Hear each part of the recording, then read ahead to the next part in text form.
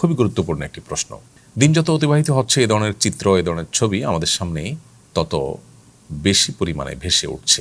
এই চিত্র মূলত আমাদের সমাজের একটি সংকট গভীর থেকে গভীরতর হওয়ার আলামত এবং ইঙ্গিত বহন করে। আর সেটি হলো, আমরা ধীরে ধীরে বস্তুবাদী ধ্যান ধারণার মোড়কে নিজেদেরকে আমরা আবদ্ধ করে ফেলছি এবং আমরা ক্যারিয়ারের যে পাইপলাইন আছে এটার মধ্যে নিজেদেরকে প্রবেশ করে ফেলছি। আমরা যেন বস্তুবাদী ধ্যান ধারণার মধ্যে ঢুকে আখিরাতের প্রতি বিশ্বাস, আল্লাহর প্রতি আস্থা, ভরসা, এই বিষয়গুলো থেকে আমরা আস্তে আস্তে দূরে সরে যাচ্ছি। এটি মূলত প্রমাণিত হয় আমাদের পার্থিব ছোট বড় কোনো অর্জনে অতি উল্লাস দেখে। প্রতি বছর যখন এসএসসি, এইচএসসি বা সমমানের পরীক্ষাগুলোর ফলাফল প্রকাশ হয়, তখন শিক্ষার্থীদের যে উচ্ছ্বাস, উল্লাস, একটা পর্যায় পর্যন্ত আনন্দ, উৎসব বা উল্লাস, এটা তো অবশ্যই যৌক্তিক এবং গ্রহণযোগ্য, কিন্তু অতি উল্লাসের যে চিত্রগুলো আমরা বিভিন্ন সময় দেখতে পাই, কোনো কোনো ক্ষেত্রে শিক্ষার্থীদের মায়েদের যে অতি উল্লাসী মনোভাব বিভিন্ন মিডিয়ার মাধ্যমে ফুটে ওঠে, সেটা সত্যি চিন্তা করার মতো বিষয়। প্রথম কথা হলো, একজন ইমানদারের কাছে পার্থিব কোনো অর্জনই আসলে তার চির সুখের নিশ্চয়তা তাকে এনে দেয় না, যার কারণে তিনি আনন্দিত হবেন, কিন্তু আনন্দে আত্মহারা হওয়ার সুযোগ তার নেই।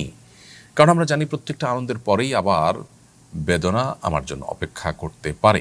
পক্ষান্তরে কোনো একটা অর্জন যদি আমার নাও হয়, তাহলে ভেঙে পড়ে নিজেকে একেবারে আত্মহত্যার দ্বারপ্রান্তে নিয়ে পৌঁছানো, সেটা কোনো ইমানদারের সঙ্গে যায় না, সেটা কোনো বাস্তববাদী মানুষের সঙ্গে যায় না। কারণ কোনো অর্জন আমার না হলেই আমার সব শেষ হয়ে যাওয়া নিশ্চিত করে না।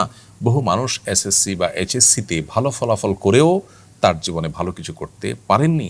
আবার অনেকে এসএসসি বা এইচএসসিতে ভালো কোনো ফলাফল না করেও জীবনে অনেক ভালো কিছু করতে পেরেছেন। এটা রেয়ার কেস যে এমন বিষয় না, বরং আমাদের সমাজে ডানে বামে তাকালে আমরা দেখব অহরহ এরকম বহু চিত্র আমাদের চোখের সামনে ফুটে উঠছে। অতএব কিসের উপর ভিত্তি করে আমরা অতি উল্লাসিত হতে যাব? আমরা দেখতে পাই যে আমাদের পত্রপত্রিকাগুলোতে এই ধরনের পাবলিক পরীক্ষাগুলোকে ঘিরে যেভাবে নিউজ করা হয়, যেভাবে কভারেজ করা হয়, পৃথিবীর কোনো দেশে এভাবে কভারেজ করা হয় না।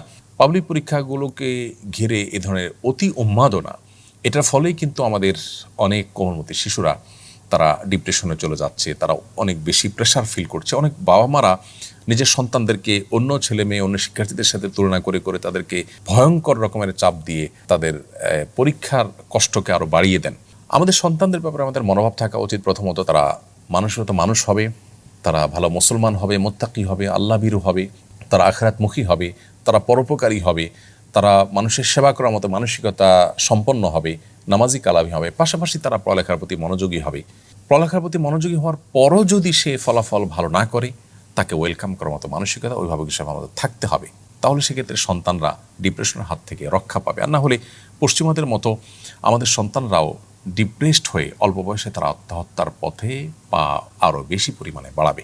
অতএব এই যে অতি আনন্দিত হওয়া কিংবা অতি বেদনায় ভেঙে পড়া, এই জায়গাটা থেকে বের হয়ে আসার জন্য আমাদের মিডিয়াগুলোরও দায়িত্বশীল ভূমিকা রাখা দরকার এবং অভিভাবকদের দিনী চেতনা বৃদ্ধি করা দরকার। আমাদের সন্তানদেরকে মানুষ মতো মানুষ হিসেবে গড়ে তোলার জন্য আমাদের মানসিকতার পরিবর্তন করা জরুরি।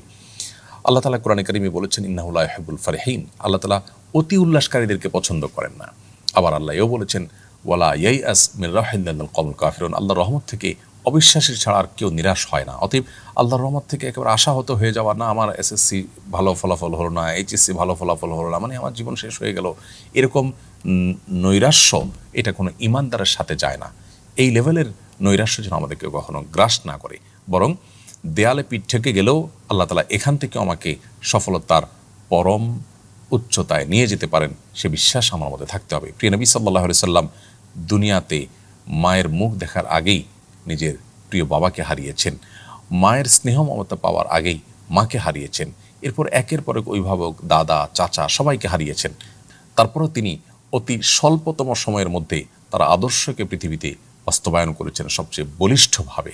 পৃথিবীর সবচেয়ে জনপ্রিয়, সবচেয়ে প্রভাবশালী মানুষগুলোর মধ্যে সবচেয়ে শীর্ষে নিজের জায়গা করে নিতে পেরেছেন এতগুলো বাধার পাহাড়কে ডিঙ্গিয়ে। তাহলে আমাদের এসএসসি, এইচএসসি, দাখিল বা আলিম পরীক্ষায় ফলাফল খারাপ হলেই কি আমার জীবন শেষ হয়ে গেল? সন্তানদের রিল্যাক্স করে দেওয়া উচিত, তাদেরকে চাপ কমায় দেওয়া উচিত। বাবা মা তাদেরকে তাদের যে কোনো ফলাফল হয়েছে এটাকে ওয়েলকাম করার মতো মানসিকতা তাদের মধ্যে থাকা উচিত। তাহলে ইনশাআল্লাহ আমাদের সমাজের এই যে চিত্র আমরা দেখতে পাচ্ছি, অতি উল্লসিত হওয়া কিংবা অতি বেদনার্ত হওয়া, এই দুইটা থেকে আমরা রক্ষা পাবো ইনশাআল্লাহ ইদনিল্লাহ। আমাদেরকে আখিরাতমুখী হতে হবে।